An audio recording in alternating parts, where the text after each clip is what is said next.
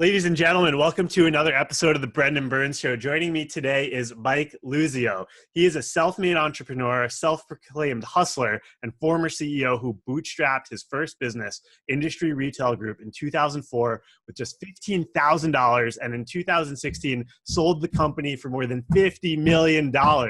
He's a graduate of the University of Maryland. Go Terps. Go Terps. He continues to service client businesses to deliver optimal performance via human capital consulting and strategic investment opportunities at the helm of the LVE Group. He is a Terp. Mike, welcome to the show. Thank you. That is a mouthful right there. No, thank you for having me. Appreciate you taking the opportunity to out of your day to have me on. So good to meet you. Yeah, no, you as well. So let's go back in time. Where are you from originally, and how much of your childhood was entrepreneurship related? Yeah, so I'll answer the second part first. I'd say zero, right? I mean, I think first off, I was born in Ohio, in Columbus, Ohio. My parents were both from Ohio, both graduates of Kent State University. My father was in law enforcement. When I was young, very young, we got transferred to New York City, and we bought a home in New Jersey. So while I have clear Ohio roots, and I don't hide from that because I got a lot of family out there, I was really raised in the great state of New Jersey. Right down by the shore. It was great. My mother was a teacher. Father was in law enforcement. So middle-class upbringing. No entrepreneurs in my immediate family. My grandfather was a pharmacist, had his own pharmacy. But outside of that, hard work, discipline, that was kind of how I was raised. So, did I do the lemonade stands and stuff like that? Yeah, but, there wasn't this massive entrepreneurial bug. I thought growing up, I might be in law enforcement as well. I might be a lawyer. I might do some of that. But no, I didn't come out of the womb wanting to sell, Girl Scout cookies and make $1. That wasn't me, Okay. So you had that upbringing, middle class, mostly Jersey. Mm-hmm. So walk us through like high school and college. Like, what did you study? Did you think you were going to have like a normal day job? Yeah. So, it's interesting. What I try to tell a lot of people when I was in high school, I kind of always been the same way, really high energy person, but always never afraid to try something new, right? So I was your typical high school kid growing up in Central Jersey who was a pretty good student, probably could have done better, but was a good student. Went to a very diverse high school, which I think was good for me, very good for me, right?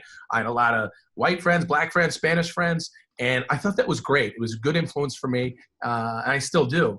But I was, the captain of the football team, the all-state football player in my high school. But I was also one of the leads in the school musicals in the spring, right? So, and everyone, when I started to do that, and the first one I did was Chicago, everyone was like, well, football players, they don't do the musicals. It was really interesting because, it's definitely stepping out of my comfort zone. So it's something that I've always been willing to do, right? I mean, when I went to the musicals, I always remember this because it's a different crowd, right? You have the theater crowd and you have kind of the jock crowd, and they don't necessarily always mix well. And when I went for the tryouts for Chicago and won the part for Mr. Cellophane and had to do a song on stage and dance, I remember the theater kids it was a little not accepting of me and would be like a theater kid going out for a sports team. But you know what?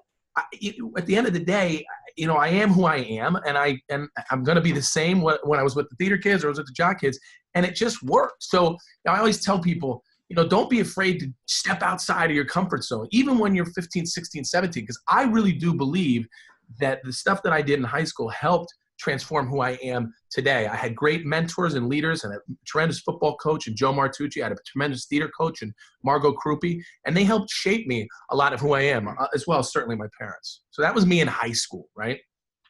Got it. So tell me more about these coaches and specifically, what did you learn from sports? Because I played high school football, and I'll never forget Coach Fugini and everything he talked about. Fugini, now he's Irish, right? I'm just kidding. Yeah, definitely. So Coach Fugini, oops, I'm sorry, I can switch That's all right. Got too excited. I get it. I know, right? You're knocking my camera over. Fugini's in the house, still screaming at you. So tell me what you learned from your football coach, but also did you learn similar or different things from your mentor coach in the theater? Oh, without question. So I'll start with theater. when I was in sophomore in Spanish class, and I had this Miss Krupa who also was the drama coach, and she did the plays in the fall, which I couldn't do because that was football season, but she did musicals in the spring, right? And she came to me, and I was kind of a character, certainly in class without question, but not a bad kid, but a character. And she said, one day she comes up to me in the fall, and she says, you're kind of out of your mind, like you should come out and do the musicals, Michael. And I'm like, look, I'm not doing that. I'm going to catch a lot of shit, if I do this. And she goes, Michael, I think you'd be great at it, blah, blah, blah. And what she taught me was, you just be you. Don't be afraid and think, and don't worry about what other people think. Because I sure shit was worried about what Coach Martucci, my football coach, was going to say when I went to him and said, hey, instead of doing, winter or spring track, right, and throw the shot put, I'm going to be doing the musical for the next 6 weeks, right? But I learned it's okay to be you and accept people for who they are. And I say this all the time. I use this in business all the time. Until I see someone part a Red Sea or walk on water, we're all the exact same. We've all got the same issues at home. We've got the same issues with family, different for some. But listen, I've taken that in my career and I've run with it. If I've met, Vaynerchuk's on the wall back here, I've got an opportunity to know him a little bit. Gary Vaynerchuk's no different to me than sitting here talking to Dan Russo, who's one of the guys who works on my team. I mean, we're all we're all the same person, just different. But I learned that from her. I really did. She said, accept people for who they are, because I was stepping into, here's this jock who plays football, and I was stepping into the theater scene, which was great, but the kids were a little bit different than me, a little more shy, a little more reserved. She said, just be you and they'll really like you, and accept them for who they are. So I learned that from her. And it was so integral to me in my life, and it's been integral to me in my business, I guess, success. Very valuable. Yeah. Valuable lessons early on in high school. So tell us about Maryland. What did you study there? Were you thinking at all about your career? Were you learning these valuable lessons in new programs, groups, organizations? Yeah. So when I was going off to college, it was to play football or not to play football, right? And I kind of exhausted it. I was ready to move on. I had some offers from some 1AA schools, had a chance to potentially play a little bit at Maryland, but it wasn't what I wanted. It's what my dad wanted, but it wasn't what I wanted, right? I was kind of ready to be done with it. I wanted to enjoy a really great college experience. And University of Maryland was a big school. It looked like a real university with the pillars and the this. And I said, it felt right. My sister was there at the time. I'd been down to visit. It felt right. But when I got to school, I was I did not know what I wanted to do. I was undecided for that first year. And then finally, I'm a big kind of political science, government politics type of guy. I said, I'm probably going to be a lawyer. That's what I'm going to do, or I'm going to go into law enforcement. So here we are, the guy who ran a computer IT company with no business classes. I mean, I went to college, and I say this to everybody, I was a political science major, right? I mean, I took no business classes. I took no computer classes. I mean, I remember the guys in computer science building, they come out, hair all messed up, they're like all doped up. I'm like, who's ever going to want to do that? And I remember thinking, it was 1984. I'm like, is computers really a thing? Like, is that really going to take off? I mean, like, the internet was literally just coming out. And I remember my still good friend, Ed Brooks, was across the hall, and I hear that, and he's like, look, you can go on ESPN and check the scores. And I'm like, hey, this thing's kind of cool. So I could check scores on this computer. I remember that. But, political science major, it was great. Once I decided I wasn't playing football, there was a little depression sinking in there. And I was thinking of maybe transferring out, maybe going to play at a Rhode Island or a Delaware. And you know what? I said, you know what? I got to stick to my guns. I'm going to stay at Maryland. My parents are paying for school, and I'm going to do this crazy thing and join a fraternity, right? Where you pay for your friends, right? And I did. I found the fraternity which best suited me, which was kind of like a lot of ex-jock guys like myself, and Sigma Chi. And I felt like I fit in there. But I was going in really for the partying aspect. But like anything in my life, like even when I sold my business, I said I'm going to retire, and that didn't happen. It was I got in, I saw some changes need to be made, and I started taking leadership positions within the fraternity. It was a huge fraternity at the time. We had 60 guys in the house, 150 active, 30 active, and as time went on, I became the president of that house. I mean, it's kind of like my life. It's it's the captain of the football team, the lead in the musicals. I'm always trying to win. And it's not saying I'm better than anyone, but I always want to be successful and I always want to win. And guess what? I lose all the time. But, you know, for me, I saw stuff that needed to happen in that house and I needed to be the president of that house. And it was great. And it was a huge learning experience. As I said, I'm on the board of trustees at Maryland now. And as I said in the first board meeting, what most people don't realize is when you have a fraternity house or a sorority house, or to that degree, that's my first business. That was the first business I ran, right? Because I've got all these friends in the house who are drinking and doing stupid shit and like not paying their dues. And now I'm the president, and you know, they're your friends, but at the end of the day, you know, you're the CEO of that house, right? You gotta profit and loss statements. You gotta collect dues. Along with some other people. But you know, I had a good time in college. I learned a lot. I had some great mentors in school. I'm big about latching on to people who I think are, there's just people out there that and you do this, for a living. You gravitate towards people, right? I'm attracted to good people. I'm not, physically attracted. I mean, I'm emotionally attracted. Yeah. Male or female, where it's like, man, this person's got something. I want to take whatever they have and take some of that from me and learn from them. I'm always constantly learning. And I had a bunch of those mentors like that at the University of Maryland. And how did you position yourself to either meet their needs or be likable or do whatever it takes? Because, right, if everyone goes up to these successful people, they're not going to take everyone under their wing. But it sounds like these people really respected you, gave you what they had to offer, and took you under their wing. Yeah, it's funny. I've made it my life's mission, I guess, to get to know everybody in the room. I put that post out before, I make it my business to know everyone. And I heard someone say that, a very successful guy by the name of Shelby Bryan.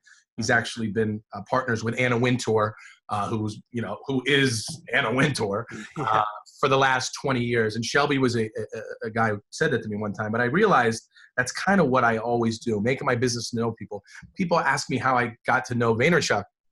And I didn't know who Gary Vaynerchuk was because I wasn't a self-help motivational guy, but I meet some guy in 2014 or so, and he says, you remind me a lot of Gary Vaynerchuk, don't you think? And I go, I don't know who that is, right?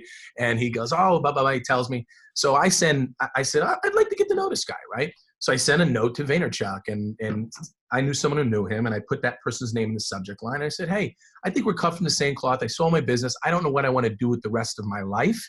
I said, but I said, I'm going to give you a movie line and tell me if you think it's right. And the movie line was from The Departed.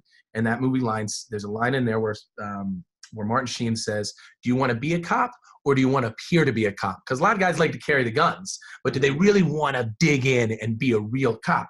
And I said, now insert the word entrepreneur in there. Do you want to be an entrepreneur or do you want to appear to be an entrepreneur? Wow. Because like Vaynerchuk always says, a lot of people, 20 years ago, you were an entrepreneur, you were fat ass sitting on your couch in your parents' basement, right? You've heard Vaynerchuk say it. But he's right, because now everyone, oh, it's cool. I'm an entrepreneur. And you're like, well, are you really an entrepreneur? This is interesting. I have an investment I'm looking at, and I'm going to, not anymore. But the interesting part was this person kept coming to me, because it's what I do for a living. I invest in companies and take, put some capital behind them and take some equity. Now, this guy comes a year ago and he really wants me to be a big part of this. And he goes, but he'll get back to me when he gets back from vacation. And I go, vacation? You're looking for $100,000 from me, but you're on a 2-week vacation. And I'm like, that's not really an entrepreneur. So then for the next year, he's bugging me about money, and I'm listening and I'm vetting it. And I get another note. Hey, we'd love to close this round of financing out right before I take my family to Cancun. And I'm like, is this really the guy? No. I want the guy or the gal who's sitting there eating ramen noodles while talking to me. And like one of my investments, Super Coffee, and they're doing amazing. I said to these guys, they take $30,000 a year salaries. The company's now valued at just under $60 million. An investment I'm in. And I said to them when I was writing a check to them, I said, they're in the city, they're downtown. And I said, let's go celebrate. I'll go buy everyone a drink. And they've been there for 4 months, and they go, yeah, we don't know any bars. And I'm like, you don't know any bars? I said, this is all they do. They eat, sleep, work out, 7 days a week. I said, that's the jockey I want to bet on. Yeah. There you go. Roundabout way again. I love that. It reminds me of when I was at the last hedge fund I worked at. We hired this kid from Russia, Emil Kalikov. It was like 120 degrees in the summer, and he's like, I sleep on the floor, no air conditioner.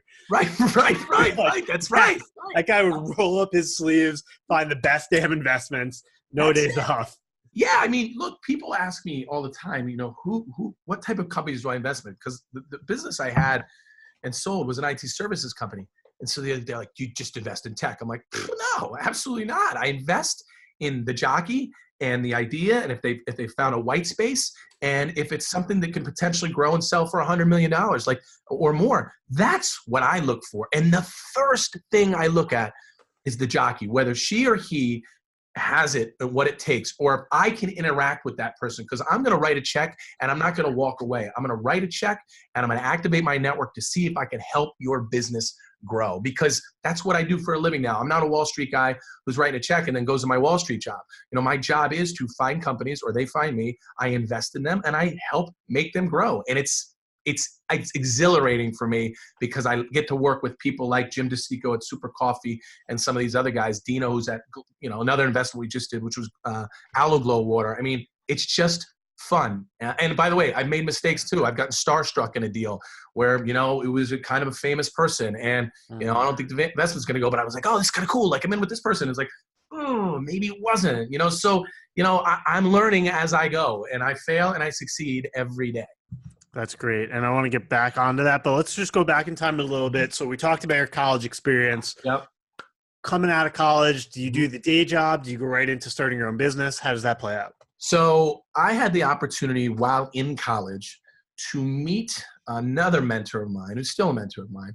His name was Sam Chamberlain. Now, Sam Chamberlain came to my fraternity, and he had just started a recruiting firm, and he was putting in entry-level salespeople into jobs, $30,000 a year job. I think my job was $27,000 a year.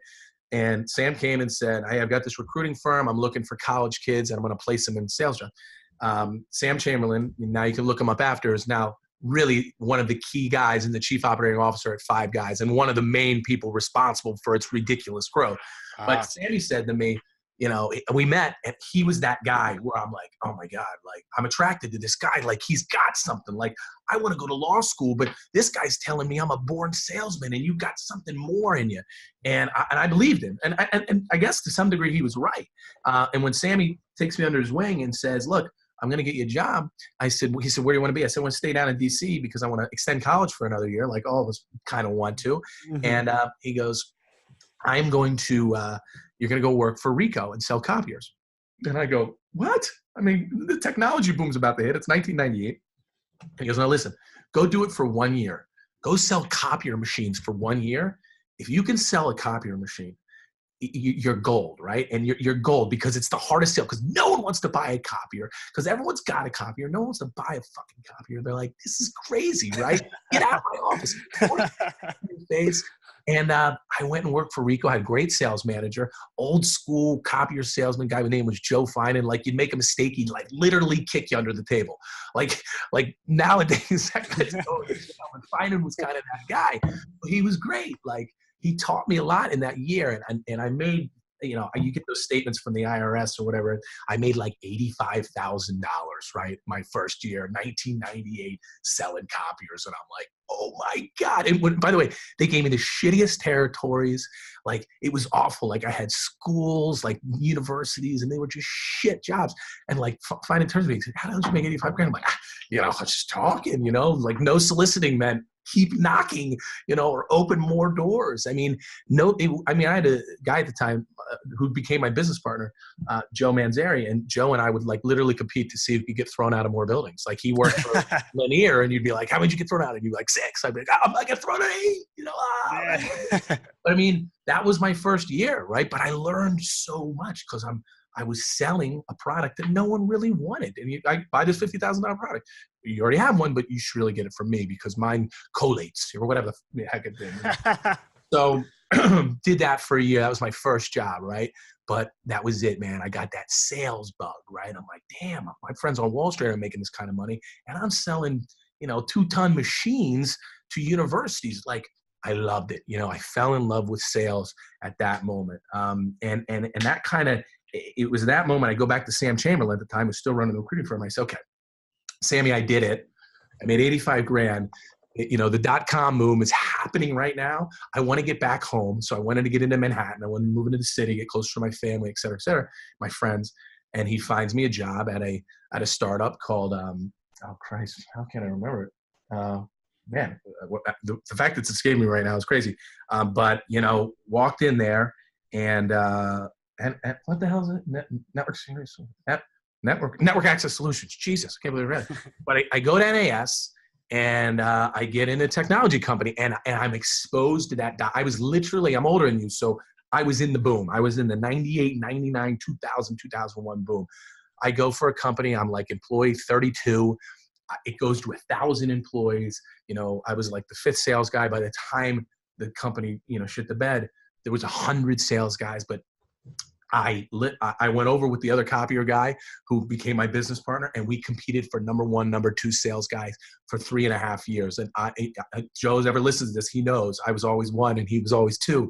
But at the end of the day, we just competed back and forth, and I was getting paid stupid money. I figured out the comp plan. I figured out everything, figured out how to sell it, the comp plan, and it was awesome. I'm making $300,000, $400,000, $500,000 a year.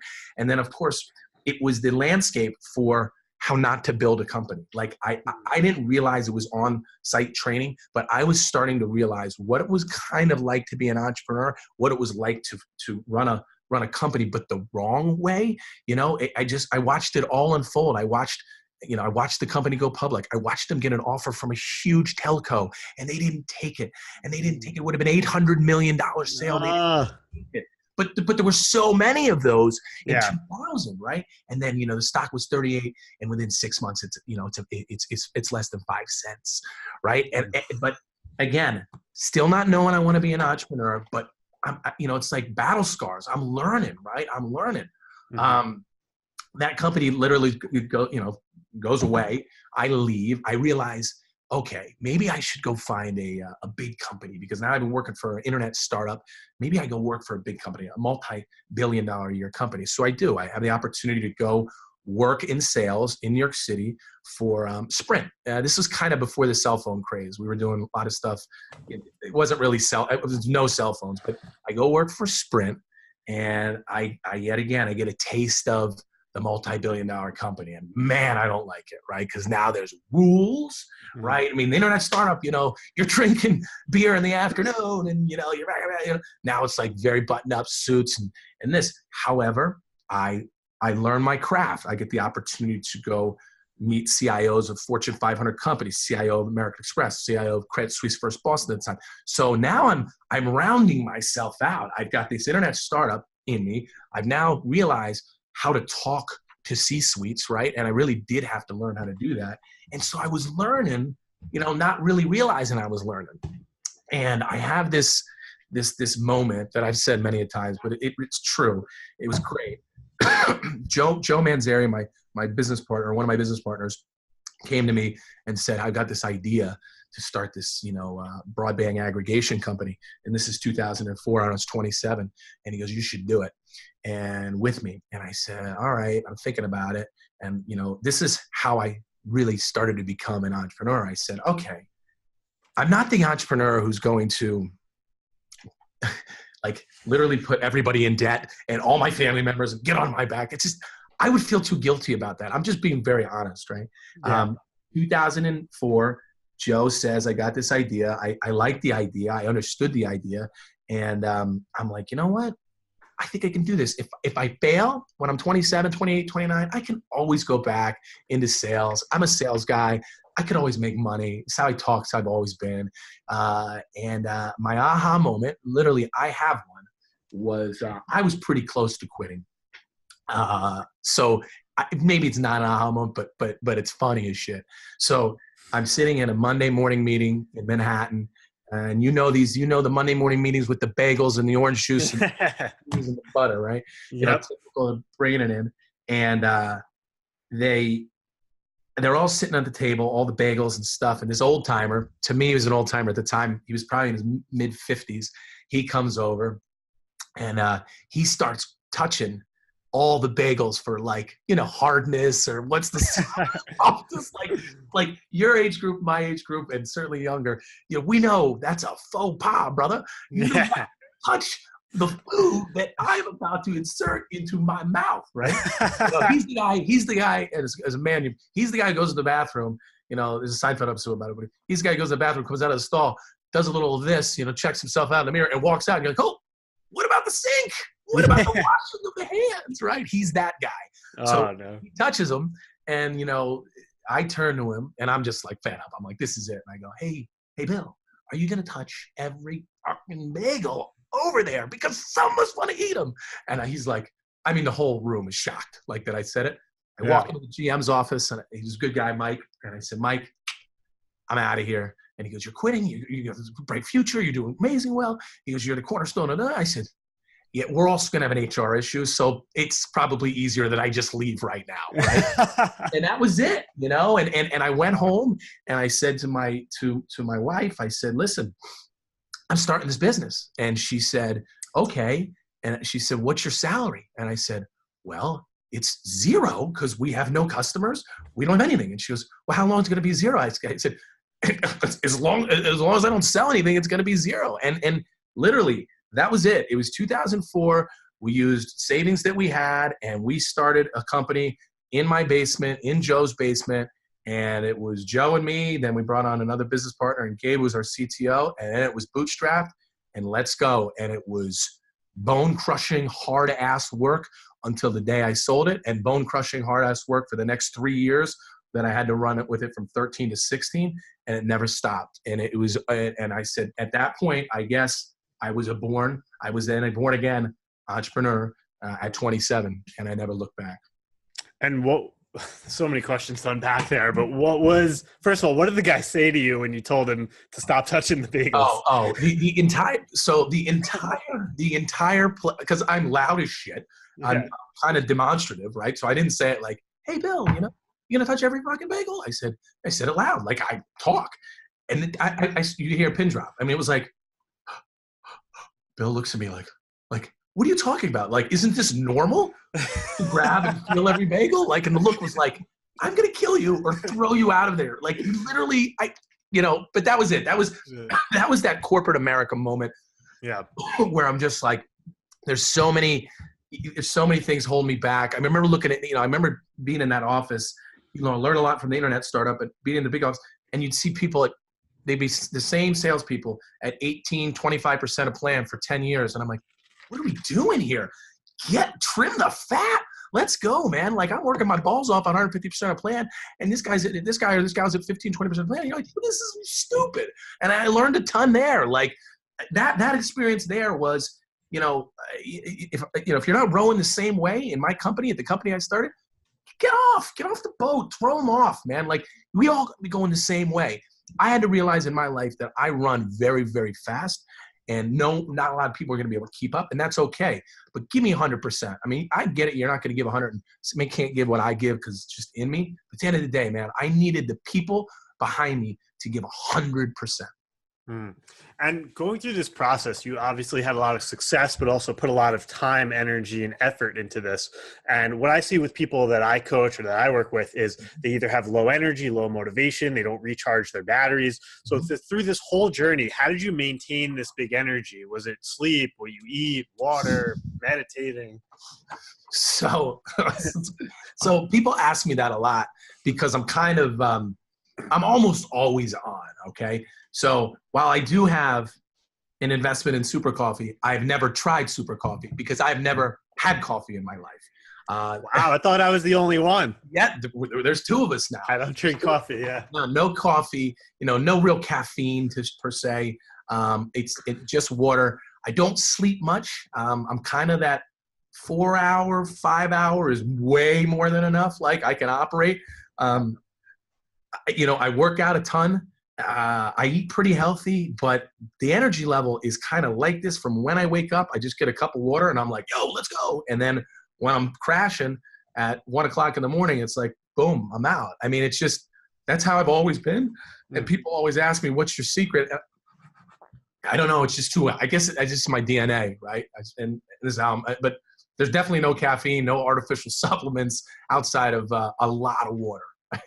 Yeah, no, that's great. And so tell us a little bit more about the business that you started. Like, what exactly did you do and what that journey was like? Because you told us you bootstrapped it and you didn't have a lot of money up front, but we Yeah, also know the happy ending. So yeah, sure. middle. Yeah. So in 2004, and it's like so boring, right? Like talking about investments is so much cooler. But we grew a cool company. I mean, in 2004, we saw this thing called the internet really taking over, and we made the decision that we thought big retailers would really want broadband in their stores and secure broadband for credit card transactions. And really, they weren't doing a lot of that in '04. They were doing credit cards, but not using the internet.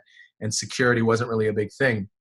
And we decided, hey, well, we're going to go out and put in broadband and secure these networks for retailers. And at the time, it was 10 and 15 site retailers. This is when I talk to people about it's okay to hit singles out of the gate.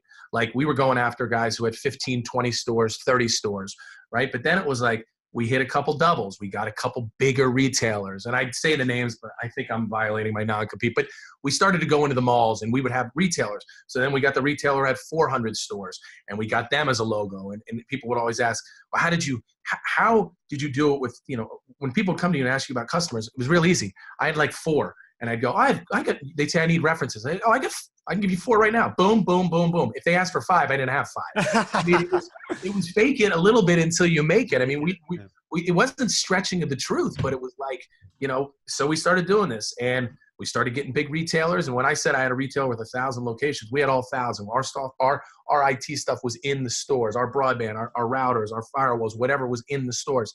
But then we're like thinking we're all cool. We're bootstrapped. We're growing it. And 2008 hits, right? And it's awful. I had just hired an interim CFO. It's kind of a floating CFO, if you will, which I always recommend to young companies. It's great to have a CFO. You can't pay them, but you can find these 4 hire guys who come in, maybe give you 10 hours a week. Some of those people are really, and Glenn was instrumental in our growth. He comes into our 2008 company meeting. I don't know, people we had, 15, 20 people at the time. And he comes to the 3 of us and he goes, hey, just full disclosure, you're going to be bankrupt in 4 months. And we're like, what? Like, we're flying high. This is great, right? Now we got to go address the whole company. It was before the meeting. And Joe goes, what are you going to say? Because it was usually the face really, right? I'd say, I don't know what I'm going to say. We'll just wing it. Got out there. Hard times require, desperate measures. All the officers cut their salaries, took nothing, got the company back to profitable. And from '08 to 13, it was like a lightning rod, man.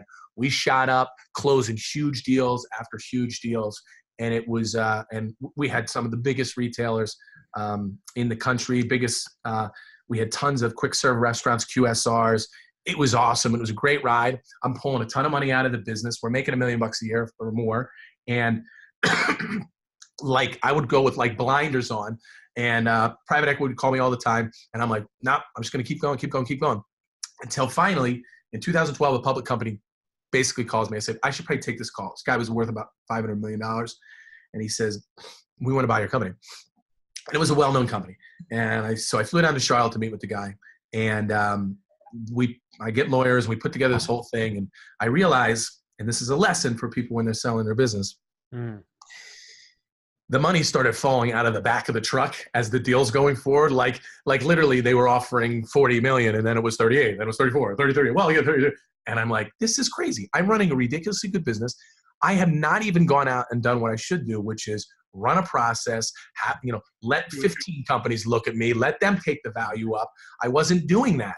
And I called my wife. I said, I'm not doing this deal. And she's like, wait, what? Because we're about to be multimillionaires. And I said, because I think I can get a lot more. I'm not going to be greedy like I saw those guys in 2000 and 2001, but I've got a business up and to the right. I'm going to go hire an amazing investment banking firm, which I did, KPMG. And we ran a process, and basically 6-7 months later, sold the business in 13. For 70% of the business I sold in 13, had a tremendous exit, and then worked there for another 3 years.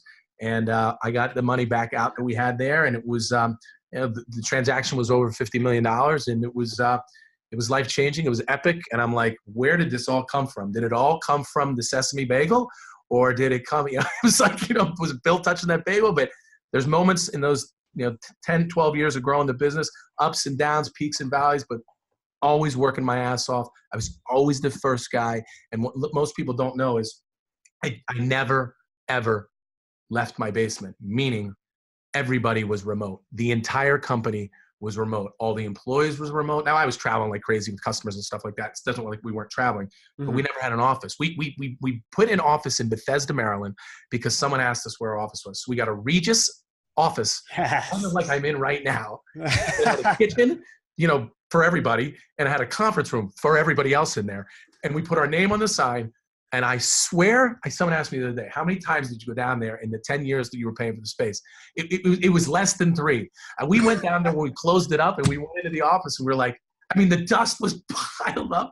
We just had it so we could put it on our business cards, and they'd say, you're in 3 Bethesda Metro Center. And be like, whoa, they're right in the hub of DC. And you'd be like, Meanwhile, I'm in my underwear, boxers, and I'm banging away. I needed a computer and a phone and my mouth, and we were good to go. And all my employees were like that. We use Skype and stuff like that. And, people kept saying, well, you need an office. I'm like, I don't know what we do. We're like going like this. So I legitimately built the business from my basement.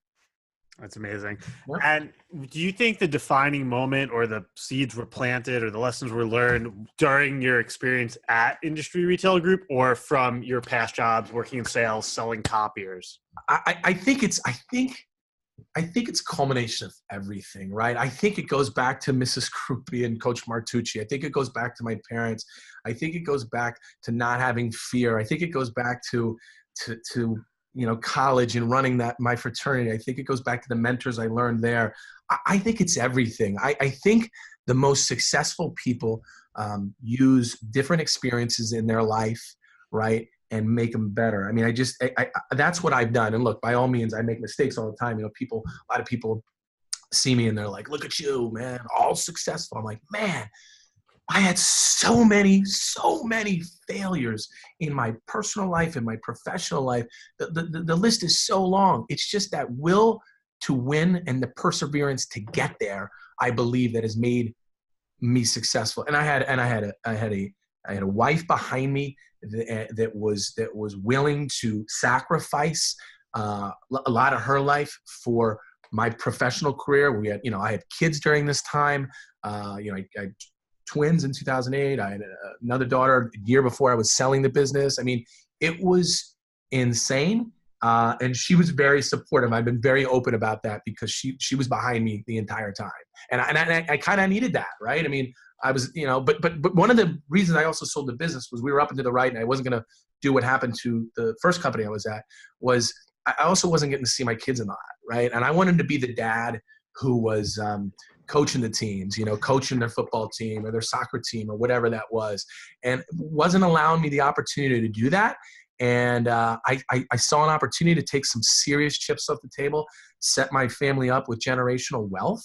And I said, I'm not trying to be, Jeff Bezos, right? I'm not that smart, right? I can't be worth 100 billion. I knew my lane I was in. I knew I could get generational money, which we did. And it was time to go. And it was time to be, just take the foot off the gas, because I was running hard, and it made a lot of sense. And I'm glad I did. That's great. And so I understand now your family life balance, which is amazing and really great to look up to that. So other than finding a partner who's supportive of your career, what advice would you give to an entrepreneur who's in the midst of like the building stages, who also wants to try to have that balance? Yeah. Look, it's probably the most difficult part of being an entrepreneur, a founder, if you will, because I was on a lot of planes, and even my business, because I was the CEO, I was the face of the business without question. That does not, I'm not saying the people I surround myself weren't amazing, but with this personality and who I am, I was the guy. I was the guy getting on the planes to meet the C-suites. I had a great team behind me, but at the end of the day, I was getting on all those planes.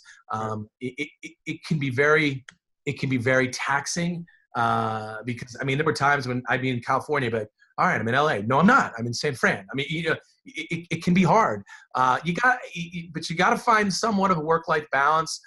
You never really shut it down. Saturdays and Sundays, you're working. Look, it's not for the faint of heart. And it goes back to what he said in the movie. Do you want to be an entrepreneur? or do you want to appear to be an entrepreneur? Because a lot of people like to say they're an entrepreneur, but a lot of people don't know those first 3 to 5 years, you don't take vacations. I mean, because the business needs you. I mean, you might be able to take a day or two, but you're not going away. I mean, maybe you are, but maybe, I don't know. It's not the way I know how to do it, you know? And when I hear someone who's asking me for a $100,000 check and has gone on vacation twice, and I'm thinking to myself, I only went once. I mean, this is like, now I've only went once, and you've gone twice, and you go for 10, 12 days. I said, I've never gone for 10, 12 days. One time we went to Hawaii after I sold the business for like 11, 12 days. Other than that, you know, it's 5, 6 days, you know? So it's, I don't know. It's hard. Work-life balance is hard, and it's different for everyone. It depends on the partner you have with you, I think, going about the ride. Yeah, absolutely. So I want to talk about mistakes and failures for a minute, because some people say, you know, fail big, fall on your face. That's where you learn the biggest lessons. And I'm curious, what were your biggest failures, mistakes, or things that went wrong that specifically you learned big lessons from? Listen, man. Okay, I'll give you a really good for instance. When I was, prior to IRG, when I was at NAS, which is the second company after the copier company. I mean, I was green, man. I was young. I didn't know shit, right?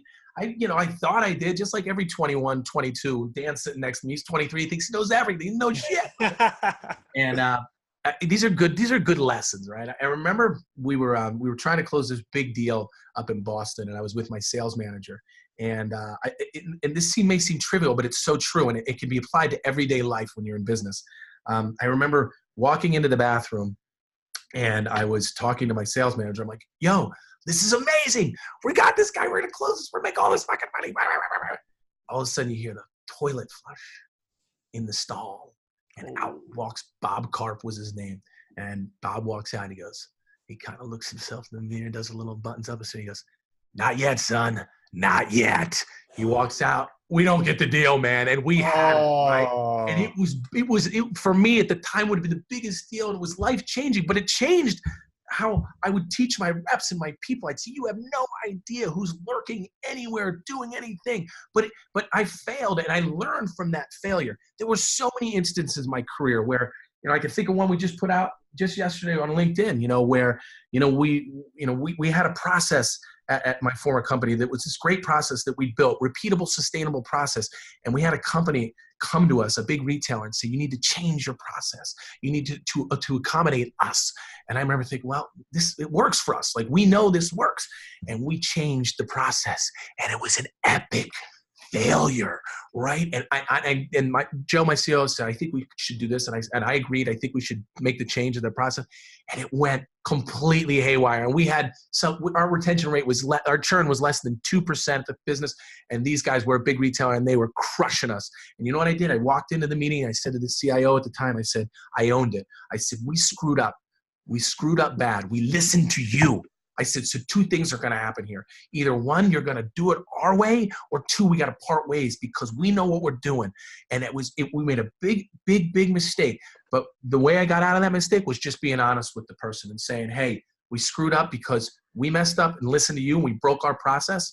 And, we turned it around with those guys. And that's happened time and time in my career. And even in my new career when I'm investing, like, I made the mistake. I got a little celebrity happy, and that's so not me, but because I don't get starstruck when I'm walking down the streets in LA or Manhattan and I see a star. I'm not like, oh my God, let me get your autograph. I'm like, follow your rule. They're not parting the Red Sea. They're not walking on water. They're not doing anything different than what I'm doing or what you're doing. So look, there's been epic failures. You just pick yourself up and, think of 08 when we were going to go bankrupt and walking out to those guys. I didn't want to look at them and be like, hey, we failed you. We failed your families. I got to know these people's families intimately. I knew them. I knew their kids. I knew the problems their kids had or their husband or their wives had. And I didn't want to fail them. So it was like, cut your salary for a year, do nothing, and just change what you're doing and figure it out, because that's what you do. You figure shit out because that's who you are. I love that. That's amazing. I want to ask you a question related to family again. You talked about creating generational wealth, something you should be very proud of. Now, however, I was just watching this show on HBO called Succession about a billionaire family and how the kids are all messed up doing drugs. How do you think about keeping your kids motivated so that they are hungry and they don't take things for granted, and just advice to people out there who are successful who have children? So my kids are starting to become closer to teenagers, right? A couple of them. They're in that kind of little tween area, right? Getting there. This is the way I try to do it, all right? I mean, look, I'm not husband, father of the year, but this is what I try to do. I try to teach my kids and discipline my children to some degree the same way my parents did for me. Because we grew up middle class. Everyone had a BMX. I had a Huffy. Everyone shopped at the Gap. We shopped at Kmart. That's just how we were. That's how my parents were. And I remember thinking about that when I was a kid. We did something wrong. We went to our rooms. We got punished. We talked back. We got punished. We got sent to our room. Now today it's different because you got all the digital devices. Now it's cut off the devices. I do my very best. I'm only speaking for me, to ensure that my kids who do live in a completely different life than I grew up with, that they're completely normal. I treat them the way my parents treated. I don't give them everything. They've got to earn it. They've got chores. They've got to do it. And a lot of people can sit out there and say, well, I do the same thing. No, I really, really stick to it. My son and daughters are all really good kids. And I hope that they remain that way. I think it's important to surround myself. This is totally true. I've said this before. Surround myself with good friends who have good kids, that I see those kids are being treated similarly the way I do. Because I do. I run in a circle where I have people I know and their kids literally run them and run amok, and they treat them like shit. And I'm like, I like the guy or the woman, or I like that couple, but I can't really be friends with them because I don't want my son to see that or my daughters to see that. And I think you surround yourself with people who have like-minded, manners, discipline stuff. You're not going to be perfect, but we literally I run away from situations in that sense. When we see the kids a terror to the adult, it's we can't be friends with them. I can't have them seeing that. And again, we live a very good life. It's modest to some degree, but it is what it is, man. I discipline my kids, and I treat them with love. Growing up, and I say this for my mom and dad. My father was tougher than my mom. He's hardcore Sicilian. He was tough, and not a ton of I love yous from my dad, but he was a really, really good man. My mother was the one who would give you the hugs and the kisses and gave you that love. I very much tried to be a little of my mom and dad with my kids, and I absolutely kiss them every night and say goodnight to them, tell them I love them. Dan, who's with me, he knows this. I have an alarm on my phone. If I'm not home and they're getting on the bus for school, which is usually between 8:35 and 8:40, if I'm somewhere, my alarm goes off. I pick it up. I say good morning to them if I can't see them. And my alarm goes off at 9 o'clock at night if I'm out at a dinner or somewhere and they're home, and to call them and say, Dad, just wanted to say goodnight. And that's the best way I know how. I don't know how it's going to translate over the next 5 years, but I'm just going to keep doing it the same way. That's awesome. Getting to a close here, I want to ask you a question about success and leadership and all these qualities that you possess. I want to ask it about you, and then just sort of generally with people. Do you think that leaders and successful people are born, or are they made? I think you can take somebody who's got leadership abilities and make them a great leader. I'm because I've met so many people in my life that I don't know if you can take that person who comes out of the womb, who's more of a follower, and this is not a knock on someone like that, and make them a leader. I kind of think they're born. I don't know, maybe that's not what people want to hear, but the most successful people I have met, the most dynamic people I met, whether they're like me, which is type AAA, or they're not, usually just people tend to flock to them. They come into a room, and whether they're a silent leader or probably more of a leader like me, which is very vocal, people just want to be around them. They want to be close to them. They want to kind of feel what that is. Maybe they can get a little of that positive energy that comes off of those people. I talk about it all the time. I'm a huge sports fan. I mean, I love everything but hockey. Right? No offense to hockey, but I just can't get into it. But I love everything. I watch.